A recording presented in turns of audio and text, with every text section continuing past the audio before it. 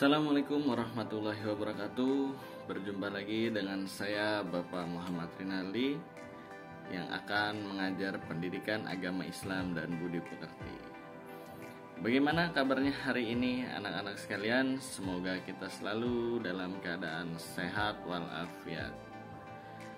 Pada kesempatan kali ini kita akan mempelajari bab tentang salat dan zikir dalam kehidupan. Bagaimana materi kita hari ini? Langsung saja kita mulai. Pada hari ini kita akan mempelajari mengenai menghadirkan salat dan zikir dalam kehidupan. Adapun submateri yang akan dipelajari dan hasil yang diharapkan, yang pertama makna salat dan berzikir. Lalu yang kedua, salat untuk meraih ketakwaan dan menghindari perilaku tercela. Dan yang terakhir, hikmah melaksanakan salat dan berzikir. Adapun pada kesempatan kali ini kita akan membahas mengenai makna salat dan berzikir dan salat untuk meraih ketakwaan dan menghindari perilaku tercela. Nanti hasilnya yang diharapkan adalah siswa dapat mengamalkan salat 5 waktu dan zikir secara konsisten sehingga dapat mencegah perbuatan keji dan mungkar. Salat secara bahasa, salat diartikan sebagai doa atau doa meminta kebaikan. Menurut istilah, salat dipahami sebagai semua perkataan dan perbuatan yang dimulai dengan takbir atau takbiratul ihram dan diakhiri dengan salam. Salat dikerjakan bukan hanya untuk menjalankan kewajiban atau sekedar memenuhi syarat dan rukun salat. Salat hendaknya dijadikan sarana untuk menyadarkan diri. Pantas kita merendahkan hati dan mengerdilkan diri di hadapan kebesaran dan keagungannya. Pantas kita merasa tidak memiliki apa-apa di hadapannya, karena semua yang kita miliki ini hanya dari anugerah dan kebaikannya. Kesadaran diri seperti ini mendorong manusia untuk mencegah diri dari perbuatan tercela. Sebagaimana Allah berfirman di dalam surat Al-Ankabut ayat 45, Utlu ma uhiya ilaika minal kitabi wa aqimis shalah inna sholata tanha 'anil fahsya'i wal munkar wa la dzikrullahi akbar wallahu ya'lamu ma tasna'un. Shadaqallahul azim. Yang artinya, bacalah kitab Al-Quran yang telah diwahyukan kepadamu, wahai Muhammad, dan laksanakanlah salat.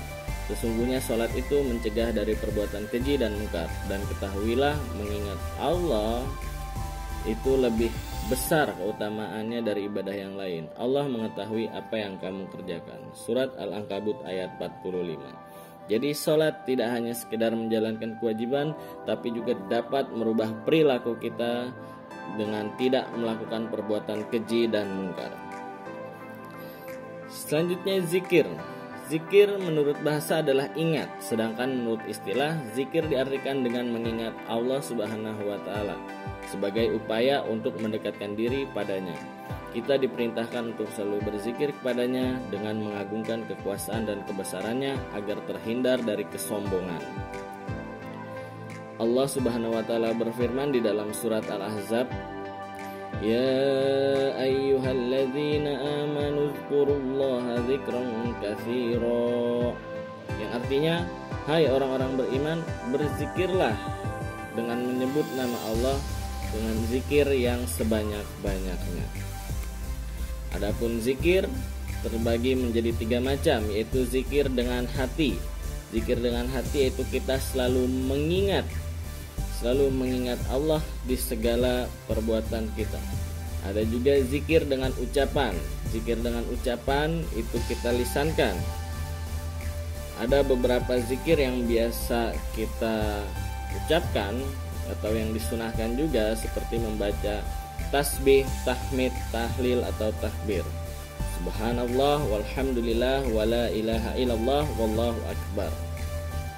Ada pula zikir dengan perbuatan. Zikir dengan perbuatan adalah dengan tidak melakukan hal-hal tercela, hal keji dan mungkar, karena kita selalu ingat bahwa Allah selalu melihat, mengawasi dan mengetahui apa yang kita kerjakan. Selanjutnya, mengamalkan sholat 5 waktu dan zikir secara konsisten sehingga dapat mencegah dari perbuatan keji dan mungkar. Salah satu perbuatan keji dan mungkar yang sering kita jumpai adalah perkataan dusta atau bohong. Berdusta atau berbohong merupakan perbuatan yang sangat dilarang oleh agama, sebagaimana firman-Nya di dalam Quran Surat An-Nahl ayat 105 yang artinya, sesungguhnya yang mengada-adakan kebohongan hanyalah orang-orang yang tidak beriman kepada ayat-ayat Allah, dan mereka itulah orang-orang pendusta. Maka dari itu, pada kesempatan kali ini kita akan merefleksi bersama.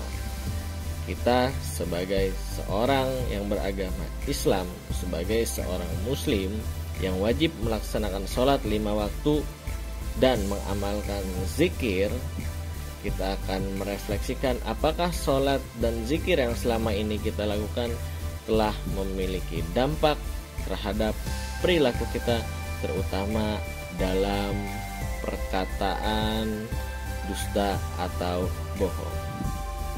Ada 5 pertanyaan pada refleksi kali ini yang harus dijawab oleh setiap peserta didik di dalam kertas lembar. Silakan dikerjakan. Beberapa hasil tugas lembar refleksi yang ada contohnya seperti ini. Ada beberapa jawaban. Contoh, kita ambil satu. Sangat penting karena dengan jujur kita akan mendapatkan pahala. Yang kedua, apakah kamu pernah berbuat jujur padahal kamu memiliki kesempatan untuk tidak diketahui oleh orang lain? Hal jujur apa yang kamu lakukan? Ada jawaban, pernah mengasih kembalian ke orang tua setelah membeli barang atau makanan. Lalu apa yang membuat kamu tidak ingin berbohong pada saat itu? Jawabannya karena takut akan mendapatkan dosa. Lalu apa yang kamu lakukan jika kamu mengetahui ada teman kamu yang bicara panjang lebar padahal kamu mengetahui hal itu tidak benar? Maka jawaban siswa tersebut menasehatinya agar terus jujur. Dan yang terakhir, pertanyaannya, jika kamu sedang berbohong dan diketahui oleh orang lain, apa yang akan kamu lakukan? Maka jawaban siswa tersebut berhenti berbohong dan mengakui kebohongannya atau berkata jujur. Nah, itu beberapa hasil tugas dari lembar refleksi pembelajaran hari ini. Sekian materi pada hari ini. Semoga kita semua selalu dalam lindungan Allah Subhanahu wa taala. Wassalamualaikum warahmatullahi wabarakatuh.